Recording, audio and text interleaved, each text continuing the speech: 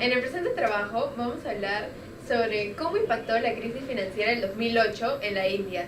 Para ello vamos a analizar 4 sectores: el sector real, el sector fiscal, el sector externo y el sector financiero.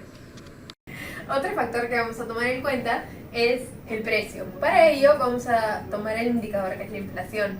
Lo que podemos notar en el gráfico es que los precios aumentan desde el 2008 hasta el 2010, lo que significa que a pesar de todo el dinero que se tiene, se van a comprar menos bienes. Ya. En el caso del desempleo, el desempleo es un serio desafío para una política de seguridad social que desde antes era poco ambiciosa.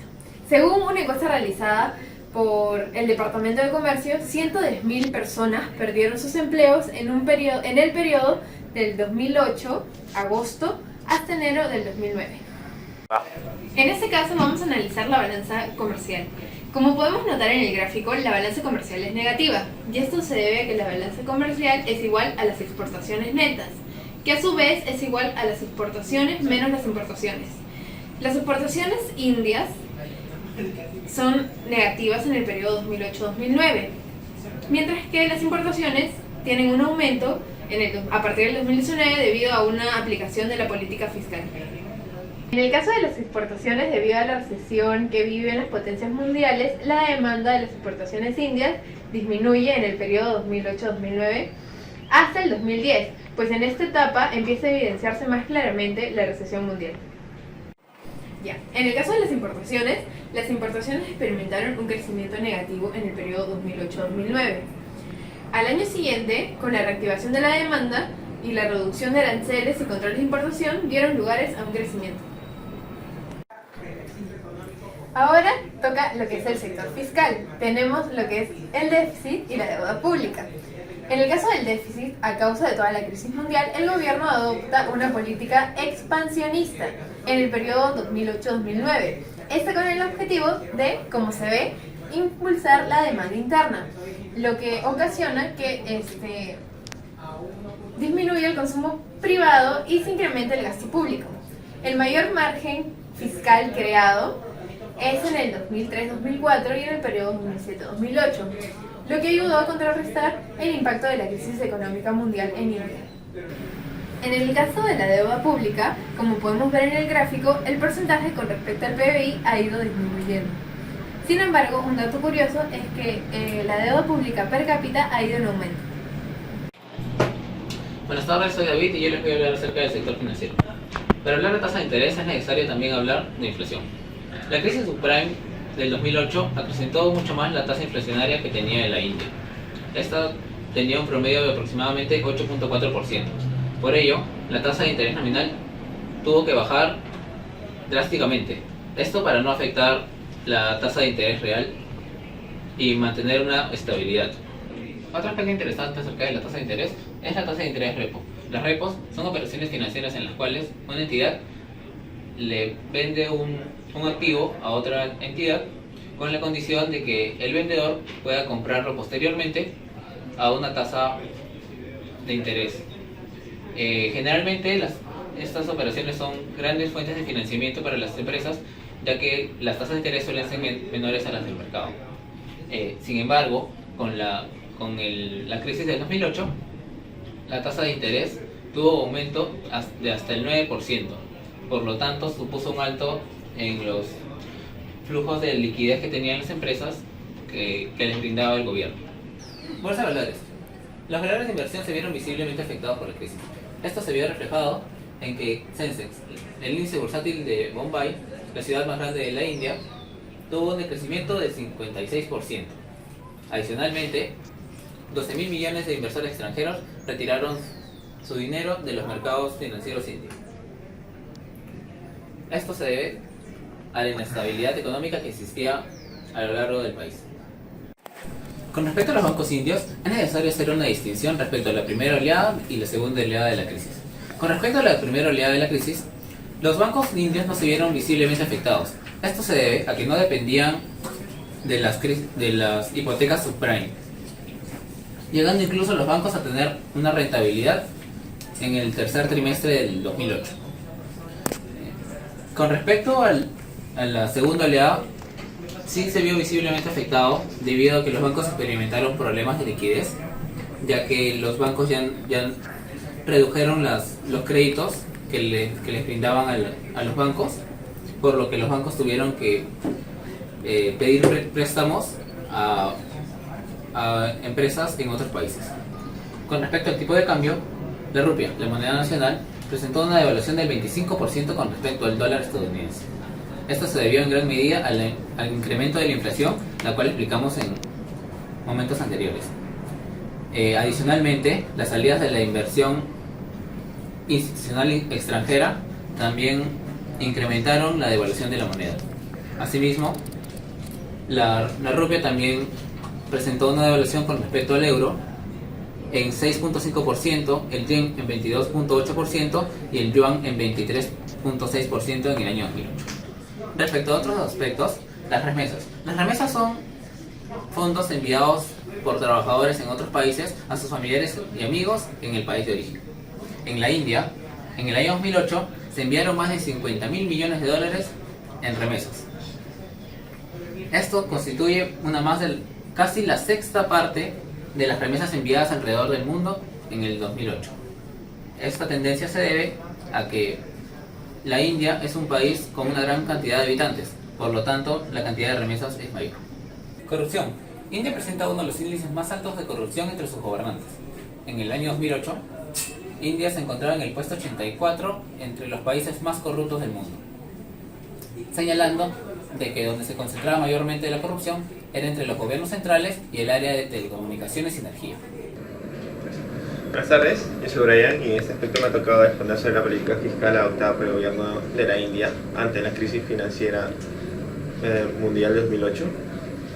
En este aspecto, la política que ha adoptado la India fue una política fiscal expansiva ante la recesión que tuvo consecuencia de esta crisis. Si bien la crisis no afectó no generó un impacto mayor en ese país, sí tuvo efectos en su economía, no a gran escala.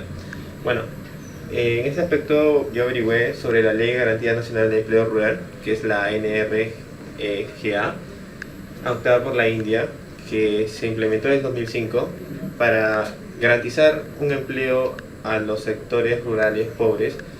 Eso consistía en otorgarles 100 días como mínimo para que los ciudadanos trabajen de forma segura y asalariados. Bueno, primero esta ley fue notificada el 7 de septiembre de 2005. Después, en el 2006 la ley fue notificada en 200 distritos. En el 2007 a 2008 se notificaron en 130 distritos adicionales y el resto fue notificado en el 2008, pero a excepción de las zonas que eran 100% urbanas, ya no se les realizaba esta notificación, ya que esta ley iba necesariamente dirigida a las zonas rurales. Y la finalidad de esto tiene ayudar a los ciudadanos a impulsar por parte del gobierno que todos trabajen. Si bien el gobierno hacía una inversión en el gasto público, esto iba a generar a la larga mayor producción, mayores inversiones, como vamos a ver adelante. Bueno, acá tenemos una imagen del cuadro de forma más resumida en los estados que abarcó esta ley y cómo se ha ido incrementando en los distritos. Primero comenzó en 2006-2007 con 200, después en la fase 2 fue de 2007-2008 con 130 y de la fase 3 que fue de 2008-2009 con 275. De esta forma hubo mayor incremento por el tema de la crisis financiera de 2008 para otorgarle mayores trabajos a los ciudadanos de zonas rurales pobres que necesitarán como mínimo 100 días de trabajo para solventar sus gastos.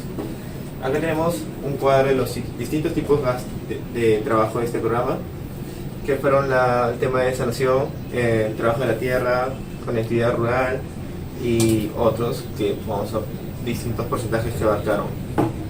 Bueno, como mencionamos anteriormente, el aumento del gasto público que está fomentando el gobierno incrementaría el consumo y de esta forma la inversión, la demanda agregada, el ingreso y el empleo. De esta forma, este programa es de mayor utilidad para comenzar con la política expansiva que ha sido propuesta. Y las metas de esta ley es Tener una fuerte red de seguridad social para los grupos vulnerables al proporcionar un empleo alternativo de fuente. Motor de crecimiento para el desarrollo sostenible de la economía agrícola. Empoderamiento de los pobres rurales a través de los procesos de una ley basada en los derechos. Y nuevas formas de hacer negocios como modelo de reforma de gobernanza anclada en el principio de transparencia y democracia básica. Política monetaria. RBI, Banco de Reserva de la India. El Banco de Reserva RBI es el Banco Central de la India, cuyo objetivo primordial es el mantenimiento de la estabilidad monetaria. El RBI para ello utiliza la política monetaria para mantener la estabilidad de los precios y un flujo de créditos adecuado. Durante las fases iniciales de la crisis global, los mercados financieros indios no se vieron afectados, ya que la exposición directa de los bancos a los activos subprime globales fueron insignificantes. El proceso de crecimiento, en gran medida impulsado por la demanda interna, se mantuvo prácticamente intacto. Sin embargo, a medida que la crisis se intensificó, particularmente después del colapso de Lehman Brothers, los shocks globales primero impactaron los mercados financieros internos y luego se transmitieron a la economía real a través de los canales de comercio por finanzas y expectativas. Después de lo ocurrido con Lehman Brothers, el impacto de la crisis financiera mundial alcanzó a los mercados financieros indios y eso se tradujo en el estancamiento de las entradas de capital y la corrección significativa en los mercados bursátiles a raíz de la venta masiva en el mercado de valores por parte de los inversores institucionales extranjeros.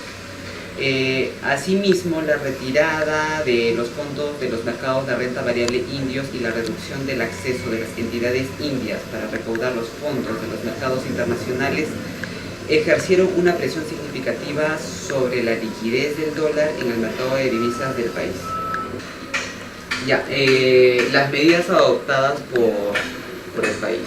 A medida que la crisis subprime se agudizó, el Banco de la Reserva de la India adoptó una serie de medidas convencionales y no convencionales para aumentar la liquidez de las divisas nacionales y extranjeras y redujo drásticamente las tasas de interés, y entre octubre del 2008 y abril del 2009 hubo un activismo político sin precedentes.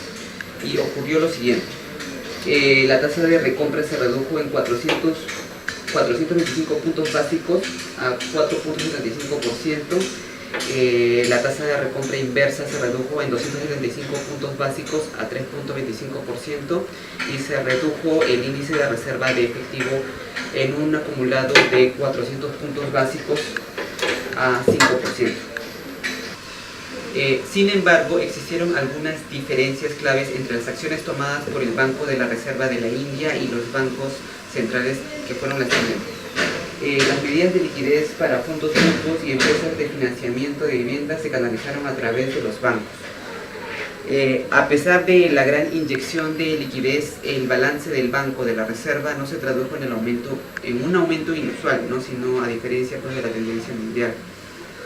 A pesar de la gran inyección de liquidez en el Banco de la Reserva, no se tradujo en un aumento inusual a diferencia de la tendencia mundial. La disponibilidad y el despliegue de múltiples instrumentos facilitaron una mejor secuencia de las medidas monetarias y de liquidez, y la experiencia en el uso de normas de aprovisionamiento procíclico y las regulaciones anticíclicas ante la crisis global ayudó a mejorar la estabilidad financiera. Pese a la ausencia de una exposición directa a los activos de alto riesgo, podemos decir que la India sí se vio afectada por la crisis financiera mundial. Sin embargo, la política monetaria adoptada fue rápida, mientras que el estímulo fiscal amortiguó la deficiencia de la demanda. La política monetaria aumentó la liquidez tanto en el mercado interno como en el mercado externo. Esta postura de política monetaria expansiva se manifestó en la reducción significativa en las tasas de riesgo anual y en las tasas de interés. Además, la disminución de sus activos extranjeros requirió una gestión activa de liquidez destinada a expandir los activos nacionales.